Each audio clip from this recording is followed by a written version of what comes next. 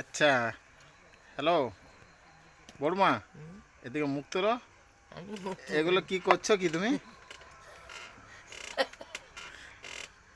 তোর কিছু খায়া দেখ, এগুলো তুমি কি করছো কি?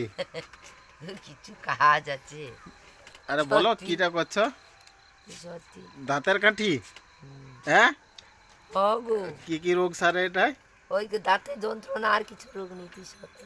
আচ্ছা, বাত তিথি টিথি কি বারে ধারণ করতে হবে? না, হ্যাঁ, কোনো বার নেই।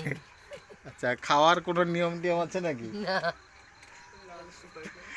আচ্ছা, সুতা কি কালার রইবে? আরে যে কালার, লাল সুতায় বাঁধবি, ডায়ে যদি হয় বাঁয়ে বাঁধবি, বাঁয়ে যদি হয় ডায়ে বাঁধবি। আচ্ছা, ক টাকা পিস? দিয়া দে না 20 টাকার পিস। 20 টাকা পিস? হ্যাঁ, মানে একবারে অভ্যর্থ ভালো হয়ে যাবে? হ্যাঁ, এই আচ্ছা কত রাজ্য দিবি দিয়ে যা। আচ্ছা, আপনি কিছু বলতে চান? চেম্বারটা বলবেন তো, আপনার চেম্বারটা কোথায়? আমরা চেম্বার এখানে বাঁশতলা। আরে বলুন, ভালো করে বলুন,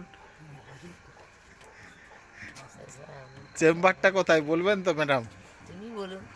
আচ্ছা, আরে বাবা, মহাদেব করের মা, আমাদের রঙ্গবালা কর, যিনাকে আপনারা বেশি বড়াই মা বলেন, সেই বড়াই বড়মা দাঁতের কাঠির অভ্যর্থ ওষুধ।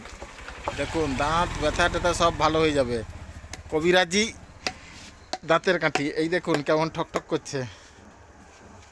সবাই আসবেন, বাত তিথি কোনো নেই, বাড়ি থেকে কাঠি সংগ্রহ করতে পারবেন।